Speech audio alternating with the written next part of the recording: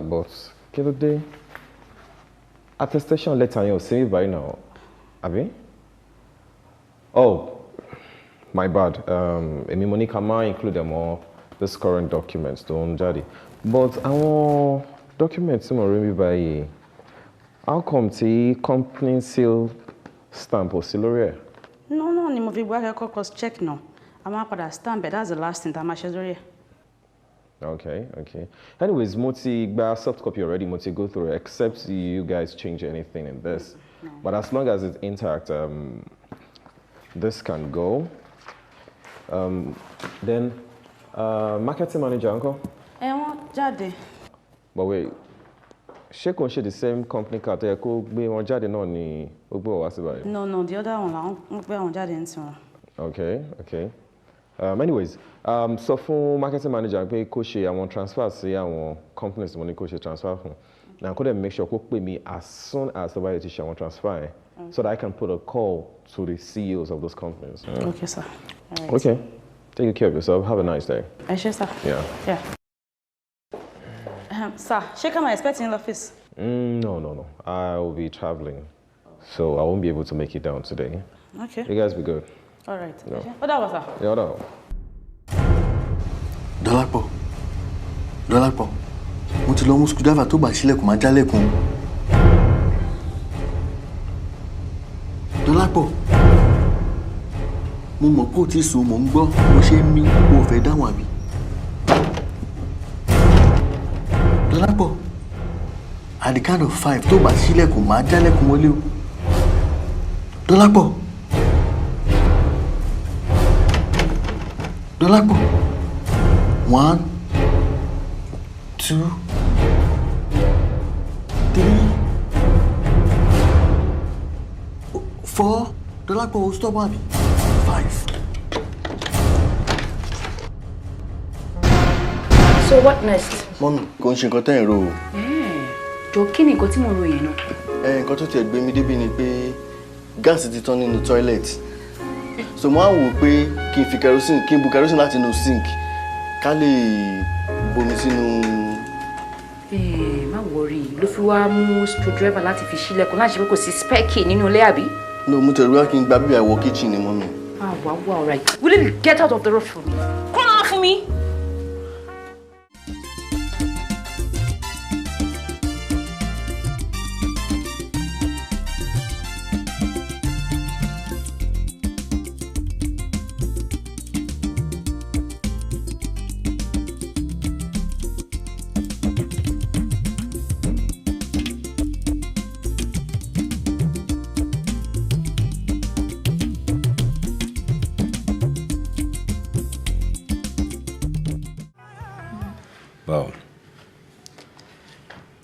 Mo fẹ́ jáde. Mo ní appointment pẹ̀lú àwọn ọ̀rẹ́ mi. But mo fẹ́ bẹ̀rẹ̀ lẹ́bẹ̀ kan. Mi ò ní fẹ́ kí n dé kí n tún bá ìjà láàrin wa àti Daddy. So anything tó bá rí pé ó lè fa bóyá bí ìjà láàrin wọn ẹ̀yin méjèèjì mo fẹ́ kó try as much as possible láti sá fún. Ṣé o ti yẹ? Is that a promise? Yeah. Are you sure? Give it to me.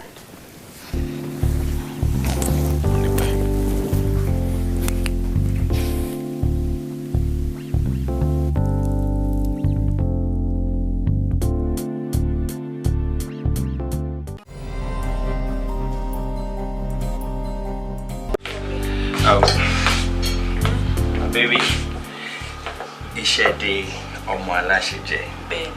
Owó dé ọmọ aláṣẹ la. So as you can see, I'm set, baby, ready to go to work.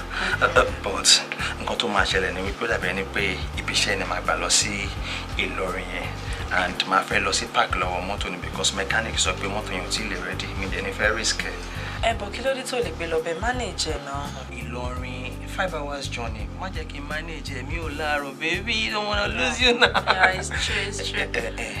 Ibi tí mò ń lọ gan mi ò tí ì mọ̀ bẹ́ẹ̀, but wọ́n ní pé tí n bá ti bọ́lẹ̀ ní Gèrè Alimi Park kí n pè. So wọ́n wá mú mi lọ sí ọ́fíìsì wọn for contract yẹn. Ṣá máa gbàdúrà pé kọ́ ló ń jẹ́ kó bọ́ sí, tó bá ti bọ́ sí, á ti bọ́ sáyé. Ọkọ mi, bó ṣe ń sọ yóò ti bọ́ sí. Àmín. Ó máa bọ́ sí lágbára Ọlọ́run. Ẹlẹ́dàá mi àtẹlẹ́dàá bébí náà máa jẹ́ kó bọ́ sí. Àmín. Ẹni fọkàn ìbàlẹ̀ ṣọ́ ti bọ́. Tó bá ti bọ́ sí, á ti bọ́ sáyé. Mo mọ̀ pé mo ti wà nínú owó nìyẹn. Èló ló kọ́kọ́ bọ̀ fún mi náà?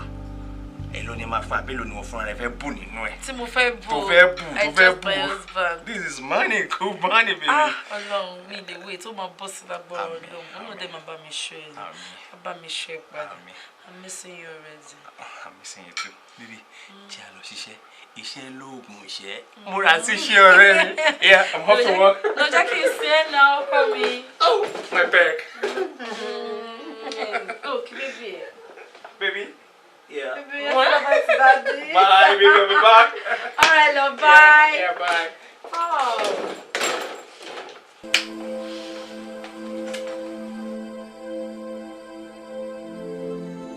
Daddy, kí mo tún ṣe fún yín?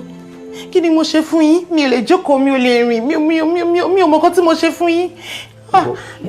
Ó ṣe nǹkan kan fún mi. Ẹ̀kọ́ tèmi kàn mọ̀ ni wípé àsunkún rojọ́ ilé ló ń tú. You cannot destroy my home. Because ilé ọmọ mi, ilé mi náà ni. Ilé ọkọ tèmi lèmi náà wà.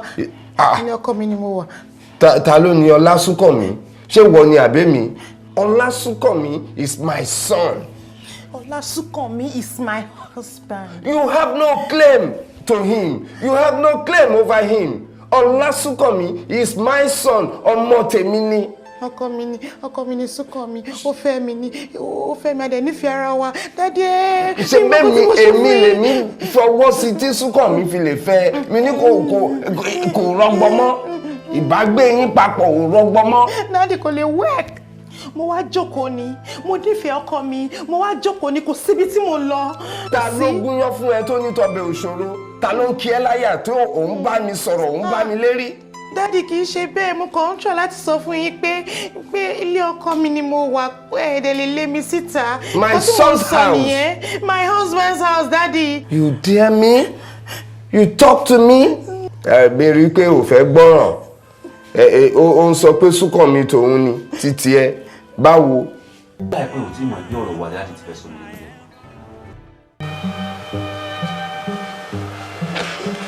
Hello, Ìfẹ́.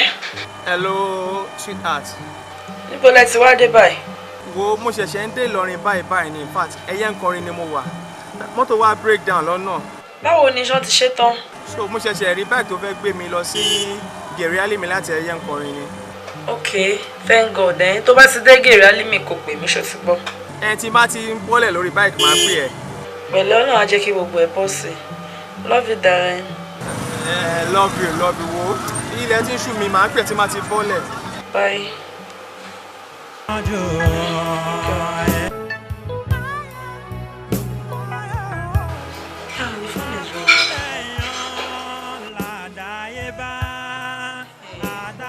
Pick your call now, Ọkọ mi gbé fóònù ẹ torí Ọlọ́run.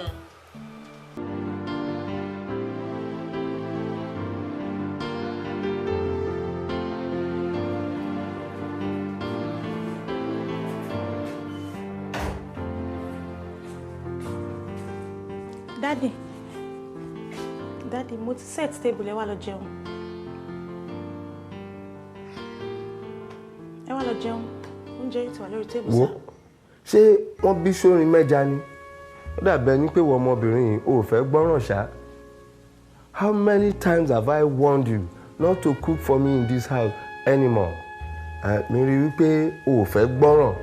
Alábùkù kan dẹ̀ ló fẹ́ yà. O fẹ́ gbé mi gún ọkọ ẹ. Ṣọ́ra gidigidi nínú ilé yìí. Kó ṣọ́ra nínú ilé yìí, kó rọra fi mí sílẹ̀. Mi ò fẹ́ wàhálà, mi ò fẹ́ trouble kankan. Daddy, but Don't daddy me, don't butt me. Ṣé o fẹ́ fi nǹkan sínú oúnjẹ fún mi ni? O fẹ́ fún mi lóògùn jẹ, àbí? You want to poison me? Súnkànmí, No. nǹkan tí Daddy sọ now. No. Tell her to desist from cooking for me. You want to poison me, Abi? Sukomi, ṣé o ní sọ̀rọ̀ sí kọ́sí dáàdì ń sọ ni? Báwo ṣe máa poison dáàdì náà? Má ṣe oúnjẹ fún mi nínú ilé yìí.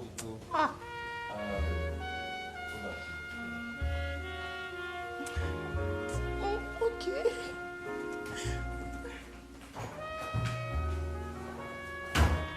Daddy, you expect kó jẹ́ pé ìlànà máa exchange words pẹ̀lú ọmọ ìlú ilé náà.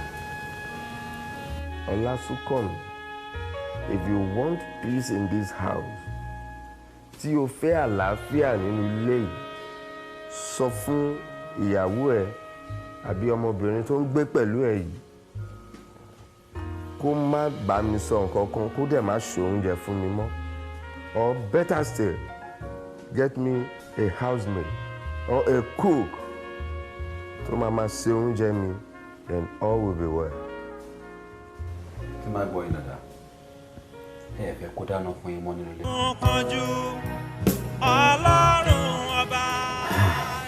Ọmọ ilé wa. Yes. I need help. What kind of help?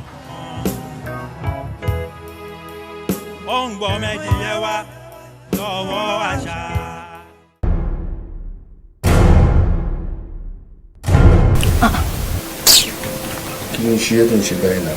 Sáré kí mo mú ìsìnlẹ̀ ló fẹ́ kí n máa gbogbo ẹnu sọ̀rọ̀ ni. Ìgbà tí mọ́mí wá sí mi kan. Bọ́lá ò dẹ̀ fẹ́ sílẹ̀!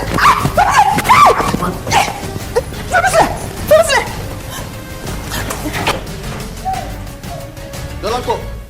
Dọ́lápọ̀! Yeah! Bọ́lá ọ̀! Kí ló ṣe? Yóò ṣù lélẹ̀! How was she kún wẹ́ báyìí? Oh, no wonder. I'm not surprised.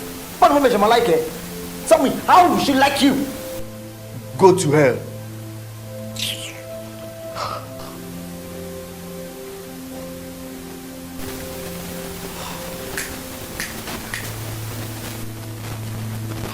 What's the problem? This is getting so much.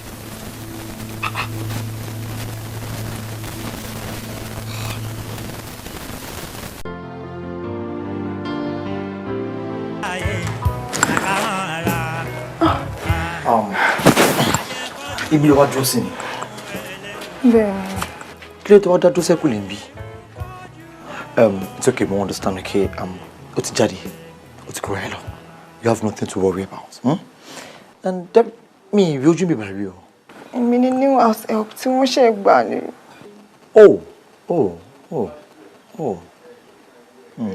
I see. Ọ̀gá nǹkan. Wọn ò sí ní látàárọ̀ àmọ́ wọn ní pẹ́ dé. Kí ló kọ́ tiwọn? Dọ́lápọ̀. Anyway, ó ti lọ, wọlé. Come on. No, mi ní tẹ̀lé yín báyìí o. Dọ́lápọ̀, ó ti bọ́ síta. Wọlé, you're safe, come on. Ẹ̀yin ẹni ṣó máa.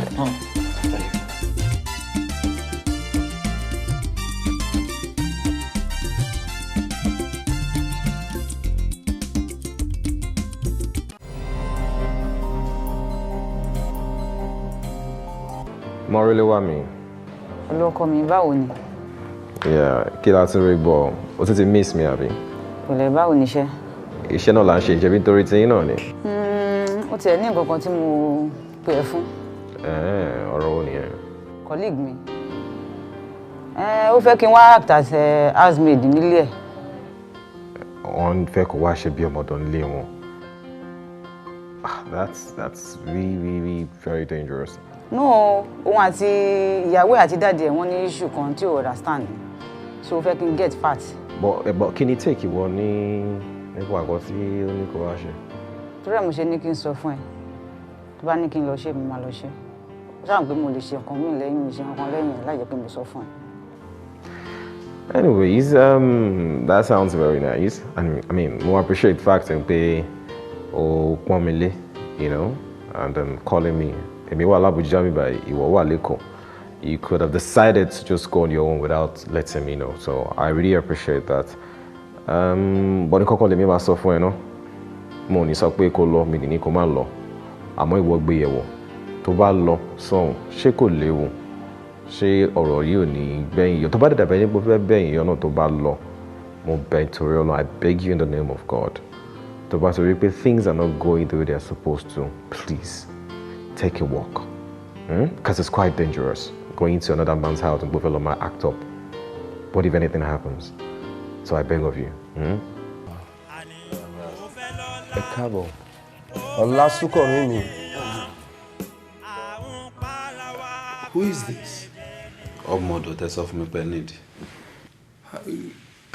Kí lorúkọ tirẹ̀? Mọ́ríléwá. Good. Good. Mọ́ríléwá.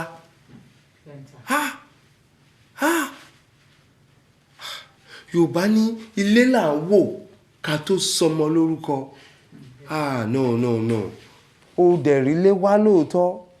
You have come to the right place. Àbí kí n bá ẹ gbé ẹrù ẹni. Ẹ má wọrí sí. Wo gbé gbogbo ẹrù yẹn bẹ́ẹ̀ kó wọnú ilé kanlẹ̀. Wọnú ilé kanlẹ̀. Ẹ jọ̀ọ́ máa mo fẹ́ béèrè nǹkan lọ́wọ́ yín ni mà. Okay. Ẹ jọ̀ọ́ máa ṣé Chief Makinde tẹ̀ ń sọ̀rọ̀ yìí? Ṣé wọ́n ní anything ṣe pẹ̀lú Kwari? And why do you ask? Ṣé rí ìlú tèmi ti wá a ní èèyàn kan bẹ̀ tí à ń pè ní Chief Makinde wọ́n lè ṣiṣẹ́ pẹ̀lú Kwari àwọn gan-an head bẹ̀ ìwà wọn ò dáa rárá so mo wá fèkú bí àwọn ni ẹ̀ ń sọ̀rọ̀ lẹ́ẹ̀kan ẹ̀.